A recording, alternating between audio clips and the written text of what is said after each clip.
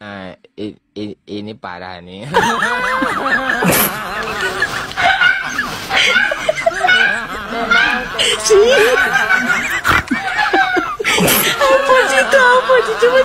Undang pendekar dari seluruh perguruan yang ada di tanah Pasundan ini untuk meramaikan tradisi padepokan kita, sekalian menjajal ilmu yang kalian pelajari dari Gunung Saba ini.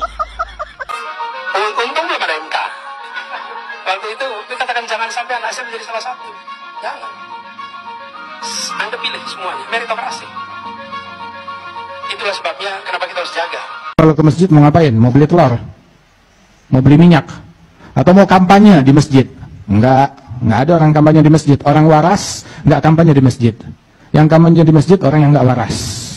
Misalnya khotbahnya Mas Ganjar sama Mas Anies Baswedan di masjid aman-aman aja. Aman-aman aja. Saya mau diundang nggak jadi diundang, alasannya nggak mendapat izin dari rektoratnya pun juga biasa saja. Sudah dikontak panitia, alasannya sekarang untuk ceramah di masjid harus mendapatkan persetujuan dari rektorat.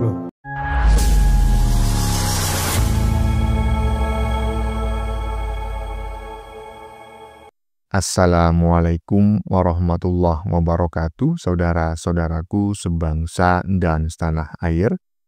Dimanapun kalian berada, semoga kalian selalu dalam kondisi sehat walafiat.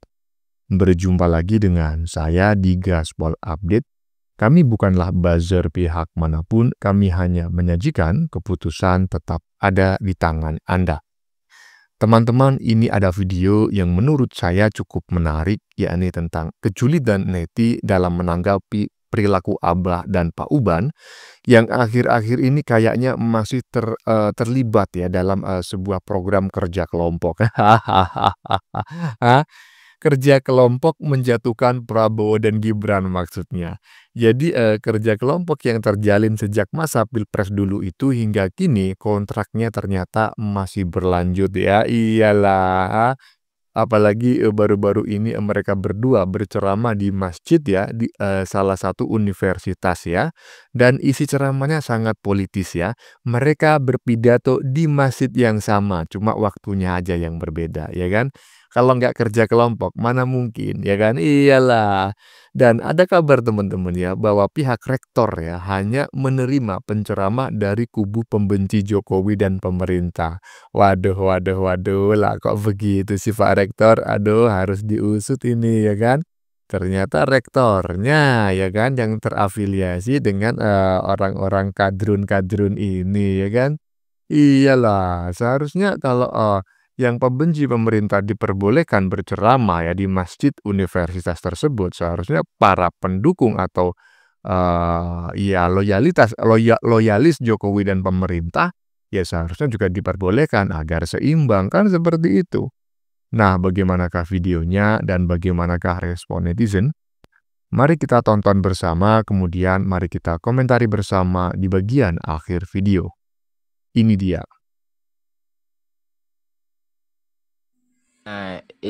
Ini parah nih. Ini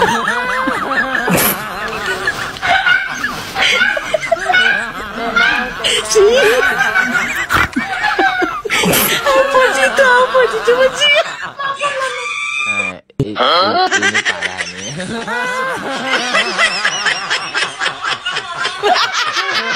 Tenang.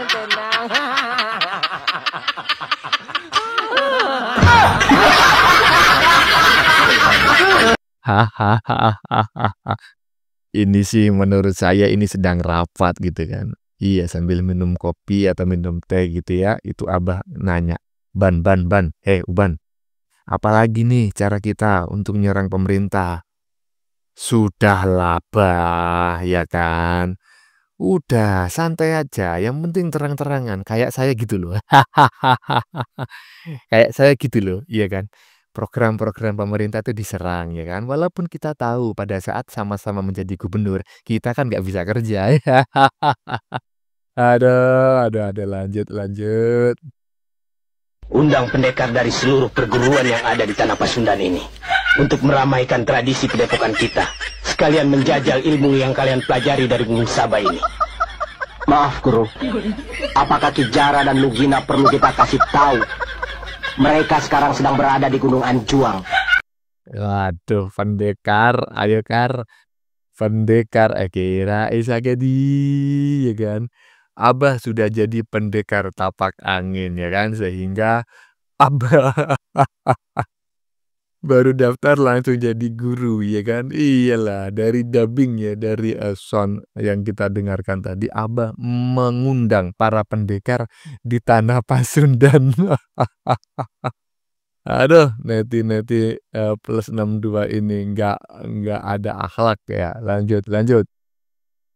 Apakah ada kebebasan beragama yang dilarang? Aduh, masjid terawih penuh semua itu, ceramah suka-suka nggak ada yang dilarang. Misalnya khotbahnya Mas Ganjar sama Mas Anies Baswedan di masjid aman-aman aja. Aman-aman aja. Saya mau diundang nggak jadi diundang, alasannya nggak mendapat izin dari rektoratnya pun juga biasa saja. Sudah dikontak panitia, alasannya sekarang untuk ceramah di masjid harus mendapatkan persetujuan dari rektorat. biasanya ngebatalin kan yang narasumbernya kan, aku nggak bisa nih ternyata dipanggil presiden biasanya gitu kan. Ini panitianya yang ngebatalin. Tanya rektoratnya nggak mengizinkan mengundang anggota kabinetnya Pak Prabowo begitu. Kok bisa gitu? Ya nggak tahu, informasi yang saya dapat begitu. Tapi ya nggak apa. Yang nyampein ke Pak Yai panitianya langsung? Panitia lewat salah seorang yang menyampaikan ke saya. Tapi ya kita nggak usah ribut. Ya. Ngundang boleh, nggak ngundang pun boleh. Nggak ada paksaan. Coba kalau kemudian waktu itu yang melarang diundang siapa, yang dilarang itu adalah misal Mas Ganjar atau Mas Anies yang dilarang itu rame itu. Malah Pak Yai yang dilarang dia. Malah saya yang dilarang.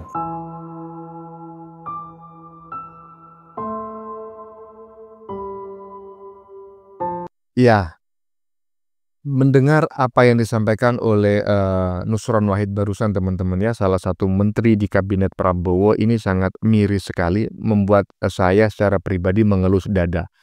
Jadi tingkah perilaku-perilaku buruk yang dipertontonkan oleh segelintir ya, seupil mahasiswa dari universitas-universitas tertentu selama ini ternyata ya kan, menurut saya itu didalangi oleh pihak rektorat ya, menurut saya ini ya, berdasarkan informasi yang disampaikan oleh Nusron Wahid barusan secara tidak langsung. Kenapa demikian? Ya karena ya menurut pernyataan Nusron Wahid barusan bahwa dirinya itu sudah dijadwal akan memberikan ceramah ya di masjid yang sama ya, di masjid yang sama, di universitas yang sama, yang sebelumnya digunakan oleh Abah dan Pak Uban itu berceramah. Tetapi ternyata Nusron Wahid yang notabene seorang menteri ini ditolak ya. Dan jadwalnya akhirnya itu dibatalkan. Ini gimana gitu loh. Ini harus diusut loh orang-orang seperti ini. Karena apa? Ya karena menurut saya ini ya paham-paham radikal ya patut dicurigai sudah masuk kampus dan bisa mencuci otak para mahasiswa. Ini sangat berbahaya sekali gitu loh. Jadi saya berharap ini pihak rektorat ya, rektornya ini diusut lah ya.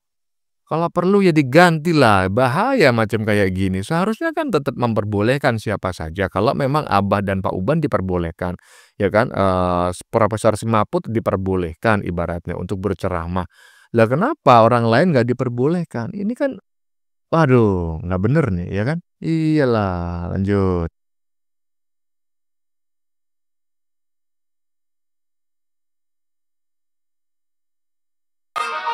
Untung belum ada MK. Waktu itu dikatakan jangan sampai anak saya menjadi salah satu. Jangan. Anda pilih semuanya, meritokrasi. Itulah sebabnya kenapa kita harus jaga. Kalau ke masjid mau ngapain? Mau beli telur? Mau beli minyak? Atau mau kampanye di masjid? Enggak ada orang kampanye di masjid. Orang waras enggak kampanye di masjid. Yang kampanye di masjid orang yang enggak waras. Orang waras yang punya akal atau punya malu, minimal punya malu. Enggak punya ilmu, enggak apa-apa, tapi punya malu. Enggak kampanye di masjid. Aduh, Abah Anies. Malah curhat tentang anaknya lah. Meritokrasi lah di masjid. Mending saya ajarin dah cara ceramah. Gini, cara ceramah yang baik dan benar itu begini ya, Abah Anies. Coba dengerin. Assalamualaikum warahmatullahi ta'ala wabarakatuh. Innal hamdulillah nahmaduhu wa nasta'inuhu wa nastaghfiruh wa na'udzu billahi min sururi anfusina wa min sayyiati a'malina. Faqala Allah Ta'ala fil Qur'anil Karim, syahrul Ramadan alladzi unzila fihi al-Qur'an hudan lin-nas wa bayyinatin minal huda wal furqan. Shadaqallahul azim. Nah, setelah muqaddimah selesai, ayat atau hadis, Nah, baru masuk ke tema ceramah, judul ceramah. Baiklah hadirin sekalian, adapun judul atau tema ceramah saya pada kesempatan kali ini adalah tentang nikmat-nikmat atau amalan-amalan di bulan Ramadan. Nah, itu yang disampaikan. Jelasinlah tentang pengetahuan agama yang Abah Anies kuasai. Jangan malah curhat tentang MK, tentang anaknya, tentang apa tadi? Terasi apa tadi? Jangan itu disampaikan, itu kan di masjid. Lagian itu kan juga temanya tentang politik. MK itu kan erat hubungannya dengan politik. Bisa gak sih? Ya, gak usah lagi ke depannya bahas politik ya. Bisa gak sih? Kedepannya kalau diundang ceramah yang disampaikan tuh yang baik-baik, yang bermanfaat, apalagi itu di masjid. Ya, automatically yang disampaikan itu tentang kajian agama, kajian Islam, karena Abah Anies orang Islam. Ya udah, sampaikan tentang Islam.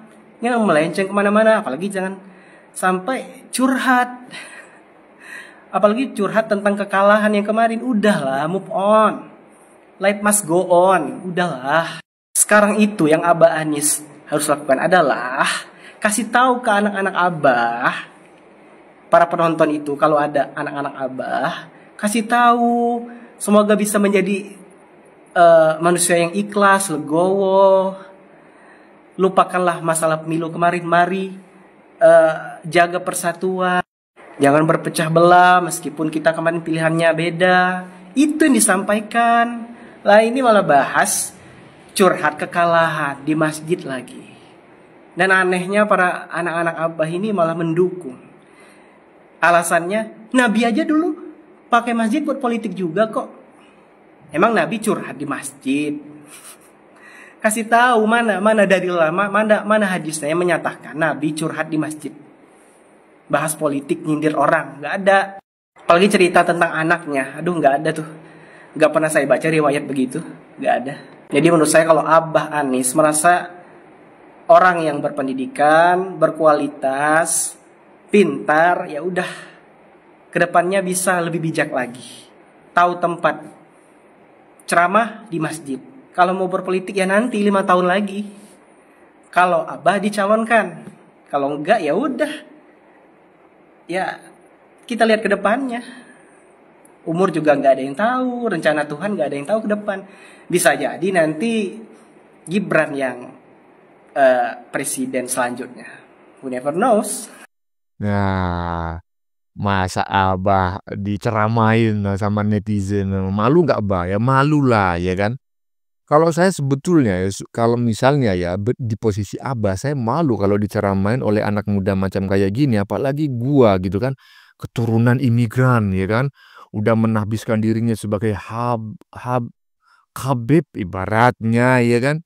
Iya, tapi nggak mengherankan teman-teman ya.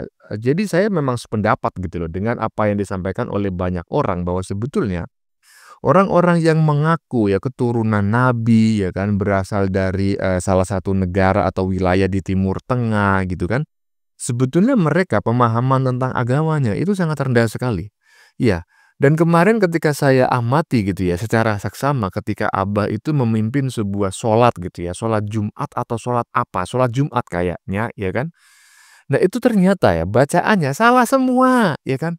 Makhraj dan tajwidnya itu jauh api dari panggang, ya kan. Jelek-jelek gini, saya juga mengerti tentang ilmu tajwid dan makhraj karena saya juga pernah ngaji dalam waktu yang lama di sebuah pondok pesantren gitu loh. Hah? Jadi Abah ya yang justru diagung-agungkan oleh orang-orang, sebagian orang gitulah ya di Indonesia. Ternyata itu pengetahuan tentang agamanya itu bisa saya katakan itu ya nggak bagus-bagus amat gitu loh.